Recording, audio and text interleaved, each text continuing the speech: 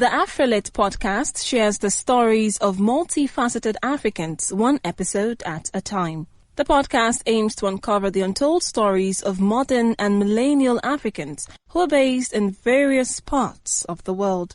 Each episode gives listeners an opportunity to learn and experience conversations that showcase who they are and their global perspectives in our ever-changing world. Be sure to listen and subscribe to the AfriLit podcast on Spotify or wherever you listen to your favorite podcast. You can also follow at AfriLit Podcast on all social media platforms.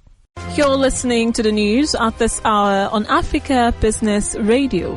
Renewed optimism over the U.S China trade deal and a smaller than expected decline in German economic output fueled gains in European stocks on Tuesday, with Frankfurt shares hitting a one-month high. The pan-European STOXX 600 index rose 0.4%, extending Monday's gains, which were driven by positive updates on COVID-19 treatment efforts. Shares of AstraZeneca rose 0.8% after the British drugmaker said it had started testing an antibody-based cocktail for the prevention and treatment of COVID-19. Global markets got a boost on top U.S. and Chinese trade officials reaffirmed their commitment to the Phase 1 trade deal despite diplomatic rifts between the two countries. The trade-sensitive German DAX rose 0.6% after data showed Europe's largest economy contracted by a record 9.7% in the second quarter, but marked a minor upward revision from an earlier estimate of a negative 10.1%. A separate set of data from the IFO Institute showed German business morale improved more than expected in August, boosting hopes that companies were recovering from the coronavirus shock.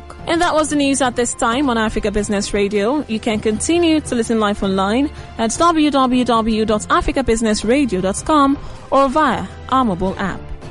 I am Rachel Chijindu. Thank you for listening.